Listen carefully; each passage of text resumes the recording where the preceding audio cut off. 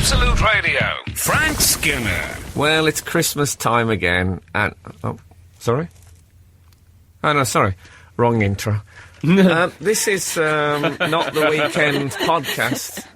This is Frank Skinner through the auspices of Absolute Radio. And I'm with Alan Cochrane. And I'm with Laura Solon.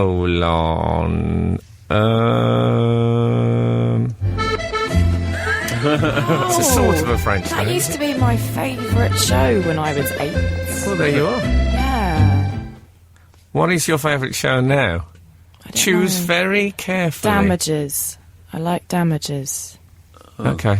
And 30 Rock. I think I the hint don't. was to pick a Frank Skinner vehicle there. Yeah. No, that is my show, Damages. Oh, Yeah, it's about me suing various restaurants, Tabloids. workplaces, yeah, all sorts throughout. It's a lovely thing.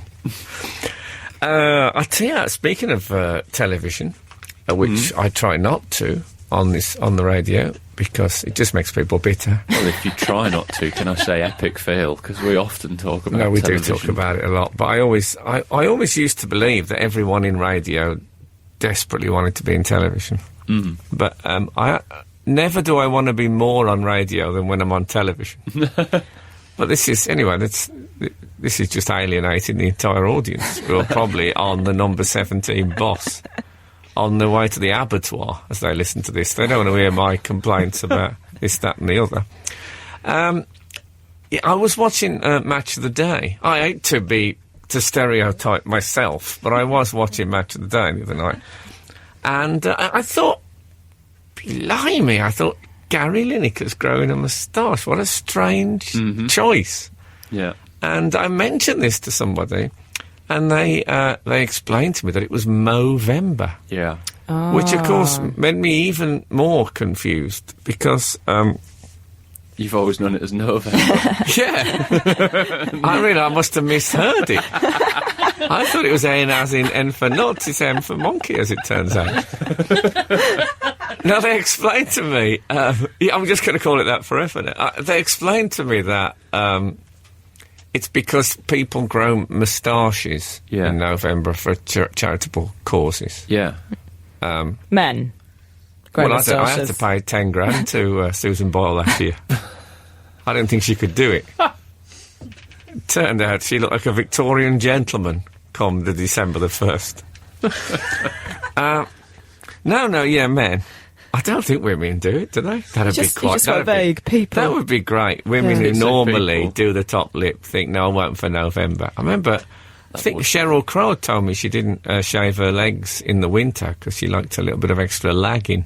Sheryl Crow? Yeah. Sheryl Crow? That's weird, isn't it? It was Sheryl Crow or Shania Twain. It was one of the two. If it was Sheryl Crow, wasn't she married to Lance Armstrong for a while? Who, presumably, while she was I don't know if they were her, married. I think they might have been. Anyway. But they were certainly a couple. But presumably, while Sheryl Crow was leaving her legs hairy for the winter, he's shaving his because he's a cyclist. Maybe that was it. Otherwise, when they made love, there'd been nothing to hold on to at all. So she took the bullet, the hair bullet, for Lance Armstrong. Sorry, I thought I got the name wrong. It is Lance Armstrong. It is Lance Armstrong. I'm thinking of Stretch Armstrong. Do you remember him? Yes. Yeah. If she went out with him, of course, there'd be no worry about holding on. He could have held on to the door handle with his elongated arms. So, Movember. It's confusing for me because I have to admit that Mo is... Well, that's what we used to call homosexuals when I was a young man in Birmingham. Really? We'd say, I think that bloke might be a Mo. Oh, as not in a derogatory way, obviously. But that's what, So, as in short for homosexual. Mo. I mean, when I first came down to London, doing comedy, I did a gig at the Comedy Store, and I remember saying, I've just been to the new gay musical down the road, 5 Mo's named Guy. And everybody just looked at me, what? And then I realised that the Mo thing hadn't caught on. When so Movember for me bite you in the bum. Yeah, exactly. So Movember. But did sounds Gary like a big Lineker gay event. Sorry. Gary Lineker, he looked worse with a moustache? Well, Did he? well, Or of course better? he's not. He hasn't got the moustache. Oh, is it that it was on difficult? its way, you know. So it looked odd. See, I think that's critical. When it's on its way, you can tell, oh, this is for Movember. Whereas somebody who's got a proper moustache, you think, I daren't say to this guy. I had this the other night where I wanted to say to a guy, Movember. And I had to stop myself in case. Don't say it to a woman. Can I give you that as a bit of advice? Definitely will. Movember. Oh, well, that hurt. Well, I think I could have got that from him. He could have just been one of those serious men that was like, no, I've always got a Professional moustache, moustache. actually. I don't really. I don't understand why a man wants to grow a moustache. Scottish or works on the railways. Those are the two. It they're used the to be two major- motorcycle police. Yeah, it did. Always. Well, it's like... I don't think they make men. it's like more any other attractive. sort of question of composition. Is that, you know, if you move the furniture around in your living room, sometimes it looks better. I think if it's part of a whole facial theme, beard, the David Beckham moustache, beard, you know, it looks like they just haven't shaved for a while, it's casual. But when we're talking Poirot, waxy care for a moustache, or just the moustache, it feels to me that it's incomplete. The Poirot It's like thing it's- must be weird when he had his shower, because like I sometimes pop a little bit of wax into my hair, but when I'm straight out of the shower it's all lying flat. So when Poirot gets out of the shower, has he just got like a droopy, hairy top lip? They didn't and then do he that. has to style it upwards. They didn't do that episode. They never did the Poirot Poirot gets shower out of the episode. shower. Do you think he Ray has dots. days, Poirot, where he just stays in like tracky bottoms and the moustache just dangling? I'm not even doing it. Yeah, I'm not. Yeah, I've done my teeth. goes What over to else the do you wax. Over to the wax thing, and he said, "Oh no, empty. I meant to get some more wax. What am I Yeah. going to do? Can't even leave the house for her. Can't go and get wax. Has to phone someone and say, "Can you bring some wax to the house? I can't leave." The crimes that would be committed if he had a hair wax. I'm not even going to think about it. No, I it'll only get you down. I can't. I when I had a beard, I had a moustache with it. I didn't go like the Amish community who do that thing of just having a beard. From the chin, How much yeah. do they hate a moustache that they'll just have a beard? I wonder if they grow one for Movember. Oh, I don't think they would. The Amish. Their faces surround. They're like a sort of post-nuclear sunflower, is what they look like. The hair goes all the way around it. They're encircled by their own hair, but nothing in the middle to sort of break it up. Yeah. It might be if I had a moustache on its own, it might look better. It does things like it takes the get in the attention way? off your eyes or something like that. It also underscores your nose, doesn't it? And some it's a men face it can make them punctuation. look a bit like a jester as well, Yeah. can't it, on some men? Can he? Yeah. Only if they put bells on the end. Well, the local cafe I go into, there's a guy there that's doing Movember. In fact, two of them, but one of them I was talking to them about the other day, and one of them was going, "I've cheated. I started early. He started in September because September is really early. Oh, no, it must have been October. Yeah. But he gave himself a head start because he knew that even by the end of November he wouldn't have much of a moustache. But he looks all right. Well, when I grow facial hair like that, my problem is, a moustache has got like a gap in the middle. Yes. Mine has got quite a big gap. Right. I mean, they look on. They're about the same distance apart, the two halves of the moustache, as my eyebrows.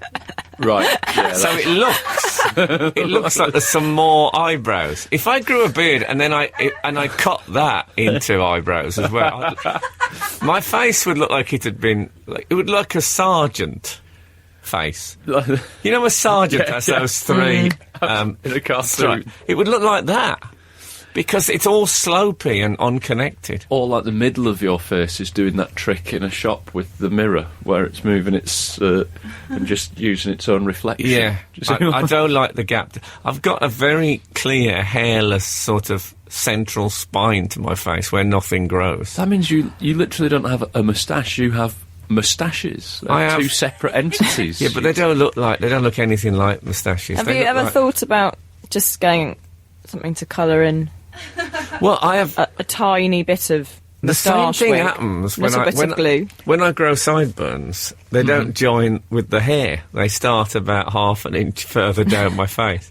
And when I once grew them for charity, and the makeup lady on the show I was doing used to colour in the top bit with pen to join them to my hair. Really? So they say no man is an island, but my facial hair is like an archipelago. It's a series. It's like the west coast of Norway. My facial hair. None of it is connected. Good reference for the podcast listeners who are now Googling images of Norway. They're like hair fields, is what I'm saying. So I couldn't do it really. It would be rubbish. Apparently at the RSC they put mascara in their beard so that it looks nice and dark from the stalls. Sometimes makeup ladies do my eyebrows a bit darker because they'll say to me, "Oh, your eyebrows are very blonde, aren't they?" They mean grey. I know they mean grey. Do they? Why don't they just say there's snow on the eaves and I've done with it?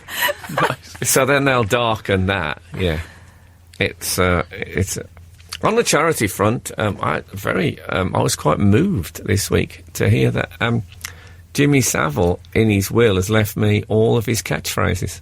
Oh, that's good. That's useful. Yeah. So I'm going to auction some of them off for charity. I'm just going to keep as a memento, I think. Yeah, Jessie J's already put in for guys and gals. But, that's her business.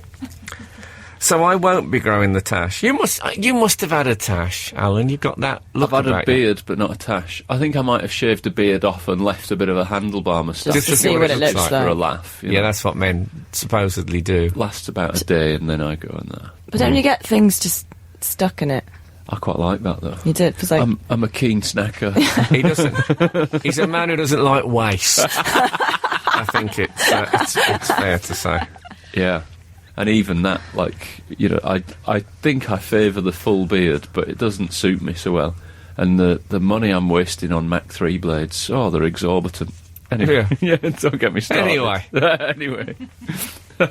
So, I was going to say, I had a really weird moment this week. I was getting off a train in Manchester, and as I was walking towards the platform, I saw a man taking a photograph of the front of the train, which seemed to me to be a bit weird. He definitely didn't look like a train spotter. And he was there taking, and it's a Pendolino, like it's a Virgin train. It's not like a particularly. What did you call it? A Pendolino? Yeah, they're called Pendolino beautiful tilting name. trains. That's what they're called. Sounds like the name of a little fairy sprite in a... The Pendolino is Pendolino, yeah. funny little train. Yeah, exactly. I never heard that word tilting before. train. It goes faster on that line because it tilts. It sort of cuts the corners a wee bit. Yeah, but they're quite a modern, like, red train. Not like a steam train that does you would take a everyone photograph from the of. north know about trains? I thought so, yeah. Okay. I really did. And so I'm thinking, that's weird, this guy's taking a photograph of the front of the train. I get to the front of the train, and I turn and have a little glance, and I see, oh, that's why. And there's a bird spattered across the front of the train. It's properly I'm not laughing slammed at the into bird, it. but the idea of thinking, I'm having a photo of that. That's exactly what it occurred to me. That'll be part of my That's dead then bird going to be in his gallery. phone, and when he's going through it, going, "Yeah, that's my daughter." Oh, there's a picture of a bird spattered to the front of a train. That's my son. Oh, there's a horse on the front of a car, or whatever. Like, it seems a morbid, weird picture to keep. Poor thing. Death by Pendolino. You don't want that. That's a Poirot episode. Yeah, that's the one where he just loses his motivation, ends up with the moustache drooping down. I've got. When he's having his duvet day. It's become a thing, hasn't it? I used to say on the show that whenever conversation dried up, I always used to start, not on the show, but generally in life. When I grew up, if conversation ever died, somebody would bring up the Bermuda Triangle. Really? Always, and start. That was always a nice. That was your first port of call.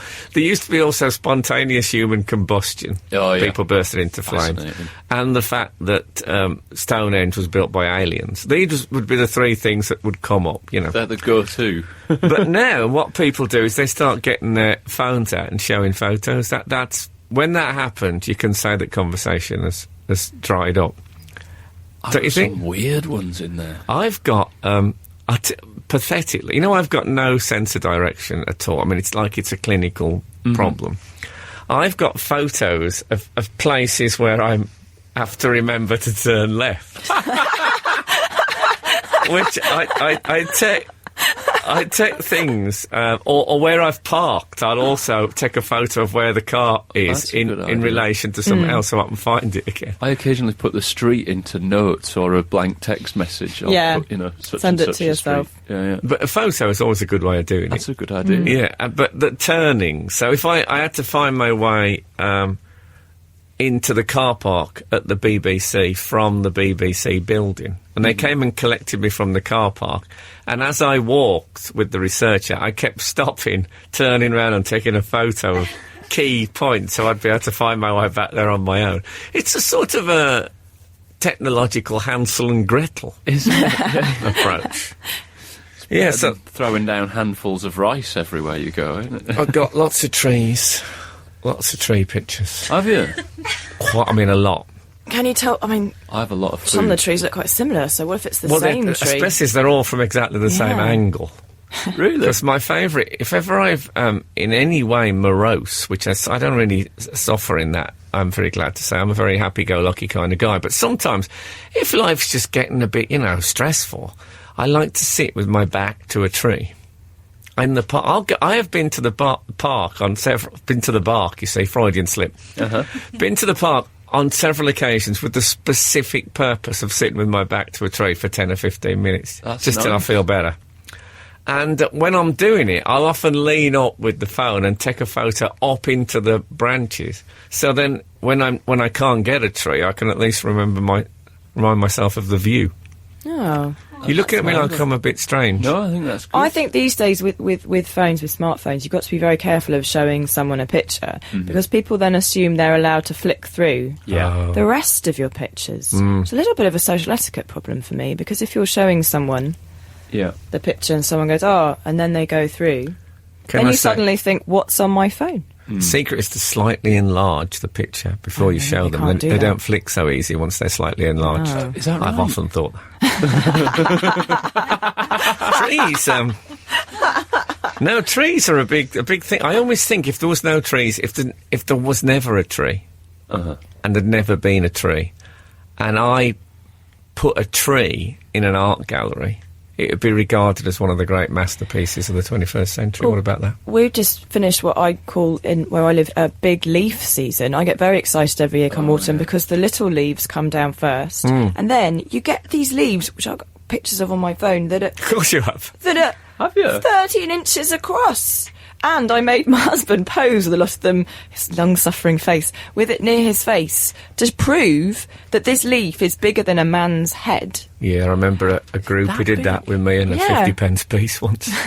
I was so humiliated. I mean, I don't think that close to the face of our beloved monarch. I felt improper. Yeah, and I've got Pob, the popular children's cartoon character. Do you remember Pob? Pob? Was there one that didn't say any Pob. actual words? A sort of strange language. Probably. As opposed to, opposed to Morph, who spoke plain Because English. if I get picked up by a car, someone will, from the office or Sarah from this show will text me and say, has the car turned up? And I used to text back POB, which is passenger on board. Yeah. And I got a bit fed up of doing it. And someone suggested I used Pob, so I just send the picture of Pob. Obviously, everyone under 38 just thinks you're well, I insane. don't understand this at all. But it's better than the 50p piece. They should think themselves lucky. I think I still have a photo in my phone of a Pez dispenser that I then sent you a picture of. Yes, that's right. My son had a Pez dispenser and you liked all the other toys, and I know that you were quite excited by that. And then I realised, Frank loves a Pez dispenser as well, and he didn't even see this was in the bag. No, I love the a fun Pez. he could have had, he's missed out on by a day. I was very appreciative of that. It was. I've got loads of... I've got a photo of a deli... like, these sort of ovens that have got the glass top. Do you know what I mean? Ovens with the glass top? Yeah, like a heated area with the glass top. Oh, yeah. That just full of quiches. and I took this picture of these glowing golden, beautiful looking quiches because I hadn't realised that this old quiches, my mum loves quiche. So I made a mental note, right, next time my mum's visiting, I'll come back here and get some quiche. You see, I'd have said that's one for the notepad rather than the photo. Yeah. I thought... It's only when you flick through. That you have to try and remember the narrative of your... Or even where did I photograph these quiches? Oh no, I knew exactly where. It's in Barbican. Anyway, fair enough. Not plugging them. I don't think there'll be listeners. The Barbican quiches. Yeah. That was a strange mystery, wasn't it? On Poirot. That was a Poirot, yeah. Was it the not very popular sequel to The Witches of Eastwick? It is weird because most of the stuff that you take photos of are stuff you're excited about, like, you know, quiches, celebrities, or trees, or celebrities, or, you know, I've got pictures of a whippet in a red jacket. I've got pictures of in a red whippet jacket, or in a small blazer. I'd be quite excited to take a photo. Doing his Al Murray act. Exactly. No, the full whippet. My trap, my rules.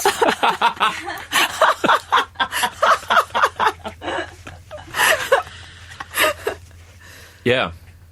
So I think every time around this time of the year, when the nights close in and all the big leaves have fallen off and been collected, so there's no joy anymore, and it's starting to get cold. No joy anymore. Big leaves are my joy. Oh, was it the Scandinavian writer Knut Hansen that began a thing, said it was autumn, that time of the year when everything goes brown and dies?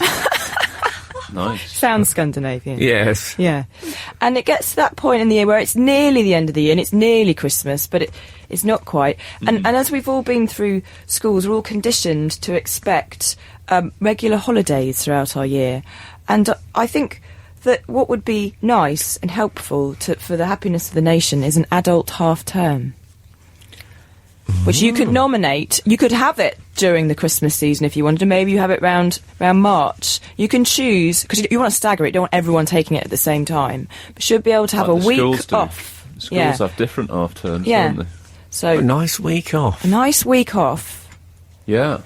Tempting. Go to the Science Museum, buy a jumbo pencil in the gift shop, and an eraser shaped like a dinosaur.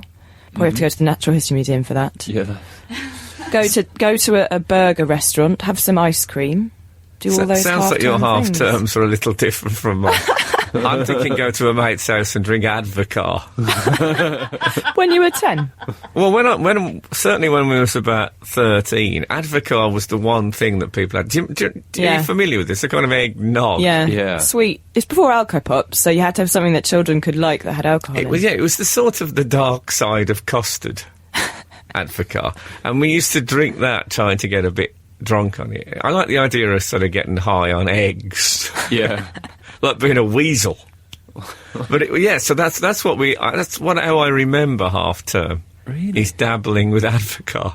Is this before Bailey's? Was Bailey's even? I don't think Bailey's. I don't know. Maybe. And we used to build dens. Yeah. Drum. But I think after Dale Farm. It's not worth the risk, is it? Yeah.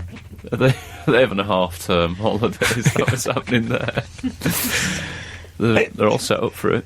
I like the idea of a week of doing absolutely, you know. I think it would stop everyone being so cross. A lot of people are cross this time of year. Oh, God. There's a lot of anger this time of year. Yeah. But I think if I had the week shopping. now, I think I'd eat pork pie and look at the internet. It'd be like somewhat really lazy. That's like fine, because it's adult half-term. You can do what you want. Yeah. Mm.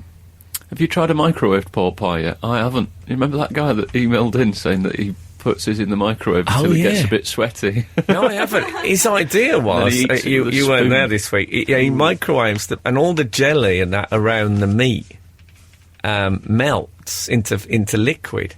So it's sort of, the meat is sort of it's a bit like a Coke float. If you can imagine a Coke float that was fat and pork instead of Coke and ice cream. Laura looks physically repulsed. The reason I could never get on board with pork pies was because of that jelly. Right. The texture of it. So maybe this would be the solution. But it still feels like it would look disgusting. That's been on my to-do list since that email came in, that. It's that you'd have that choice that you have with the Coke float, whether you go for the ice cream or whether you drink the float. You drink the People Coke. still drink Coke floats. I remember drinking them. Oh God, yeah. I love the Coke float. Yeah, No, I'm not sure about them. yeah, it's like a sort of a very primitive ballpoint pen. I always think The Coke float. yeah. It's like someone's dropped the ice cream in there. The waitress has dropped it in there by mistake, taking someone's dessert. No, it's That's great. probably how it started. Like the finding of Human penicillin. error. Chance is so important in these I things. think probably what happens is that one of those scoops that the dinner ladies used to use for mashed potato, that fell into Coke, and someone thought, oh, Mashed potato not doesn't very nice that. But what about if it had been ice cream? It's, there's you can imagine how it evolved. The evolution of the Coke float. Did you used to get mates who used to? I had a mate who I hadn't seen. We had a kind of a get together. He'd been a mate of mine when I was a young teenager, and about 20 years on, we got to be mates again. And he phoned me up, and I was in Birmingham. He said, "Why don't you come round our house and we can listen to some music?" And I thought, no. That's what you say when you're 13. No one ever says that anymore, do they? How do you invite someone round to your house? That's quite a odd thing to say. It's like, come for dinner, well, let's go meet for a coffee, but come round to my house. And we'll listen to music. Yeah. But that's what you do when you're youth, because you can't afford to go anywhere else. That is what you do when you're Yeah. I went, anyway. good. I had a mate when I was a teenager who sort of fell out with me and said, yeah, he's just a bit boring to somebody else. He said all he wants to do is listen to music and go for a pizza. I was thinking, yeah, that's all right. Yeah, like when you're a teenager, that's a brilliant. That's all you time. can do. Can I just say that pizza didn't exist when I was a teenager? It did, but not in England. I never heard of it. Well, the Pizza Carino in Murfield took a lot of my teenage money off me, I'll tell you that, for nothing. Oof. He was right, actually. Probably did listen to music and eat pizza too much. I'd like to start my own pizzeria, Mm-hmm. but it's a big ask. Is it? It's a big ask. A big ask? It's a big ask. I don't get it. I say it's a big ask. It's a big ask, isn't it? Anyway, so let's carry on. Still don't get it. Ask pizzas. Have you ever seen those? No. Have you never? No. Oh, move to London. I lived in London for 8 years. It's like Dick Whittington. Turn around, Alan Cochrane. Come back. Well, that's quite a nice I'm not sure about... segue into a news story. Oh, God, I like A her. news story. Did you see this story about chicken pox lollies Oh. or lollipox? Yes. That people are buying them. It's a great brand name, isn't it? To give their children, so they'll lick them, and so they'll get the chickenpox virus, and so that means they will be immune from it forever. Is it a parental prank? A prank, or is it, So they give their children chickenpox with a lollipop. Yes, you buy the lolly with the virus. What you do is you buy the lolly that a child who's got the pox, Has should we licked. call it, has licked. Oh, what? That is you not don't. true. No, This you is don't. made This up. is They cost $50. It's It's in America. 30. Oh, well, fair Yeah. enough. Exactly. In America. And actually, your old "In America Makes Everything Believable" bit, I think, could now be on the internet. So I think on the internet, everything is believable. And so they're ordering it online, and these stupid parents who want to give their children chickenpox, which is a certain amount of common sense, but what they're overlooking is that it's an airborne virus, so you can't get it from licking a lolly, I don't think. Is that right? Don't think so. I think it's really unlikely that would work, so you're wasting your 30 quid. You may as well just hang out with the someone woman with who's pox. invented it, Ms. Workett, has been reprimanded by the state courts who have told her that sending viruses or diseases in the post is illegal. Yeah. Oh, God. So my nephew, I've just sent him some sugar mumps through the post. Would there be a problem with that? Oh, I had the mumps. No. I quite have fond memories of being ill when I was young because you got to drink Lucozade Yeah. and get off school. In its prissy cellophane wrapping. In what? It used to come in like cellophane wrapping, Luke? I feel like I've completely lost the power to communicate. You're both looking at me. What's he talking about? Ask. Lucasade used to be a clear glass bottle wrapped in orange cellophane paper tied around the top. It was a brown bottle that I remember. It's the only bottle I ever knew that came in wrapping. Oh. Thanks for that. Yeah, I don't know. As an adult, if you could buy something that gave you a minor stomach infection, you wanted to get off work. Like a kebab? Yeah. Kebab lolly. There's a kebab in it. I've got a thing that I say, I'm doing a TV series at the moment. If ever I'm doing a TV series and I don't think it's going well for any reason, now, from now on, I'm going to say, how's the Duke? Because it said in the paper that if the Duke of Edinburgh or the Queen die, there'll be no comedy on the BBC for 12 days. The show's going not very well. Any news on the Duke? I really could pull me out of this one. What is the 12 days significant? Is that worked out by an equation? I think it's based on the 12 days of Christmas. So they do something different every day instead. It's a series of symbols of bereavement. Yeah. Brought by obviously there are no pipers piping, there are mourners mourning. Lords and... Yeah. And all that, yeah. And I think they've dropped the 5 golden rings because of the Olympics. Yeah. They don't want to drape it in an image of death. I think that was what they said in the Express. I might be misquoting that. Yeah, so that's our big hope.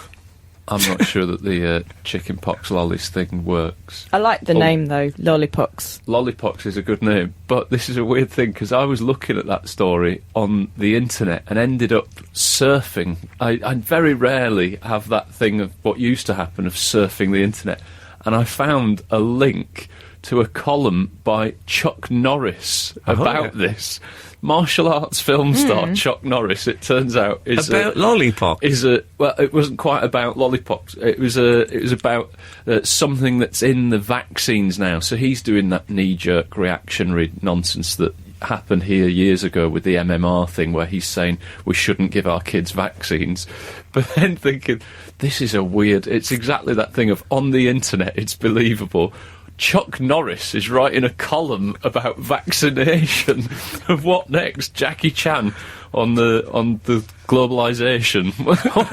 What's happened to the world? Jean-Claude Van Damme on the collapse of the Eurozone. I'd read that. Still working, though. Chuck Norris he's writing. If you Google Chuck Norris columns, I had no idea what he'd been up to, Chuck. Well, are you familiar with Chuck's work, Laura? I'm familiar. Well, I haven't watched. I don't think I've watched any of his work. Oh. But I'm familiar You can with, imagine what with it's the legend. like. Yeah. If I say martial arts... I'm not familiar with his vaccine blog. No. Well, I'm going to look it up. Vaccine blogger Chuck Norris. That's what he's going to be known as. Well, he's just a blog. I think he writes columns about various things. I'm going to read Quite a lot of it about I'm going to put it on my America. On my favourites next to Kim Il-jong looking at things. Try it. Honestly, it's the best ever. Oh, God, he looks at things. Absolute Radio, Frank Skinner.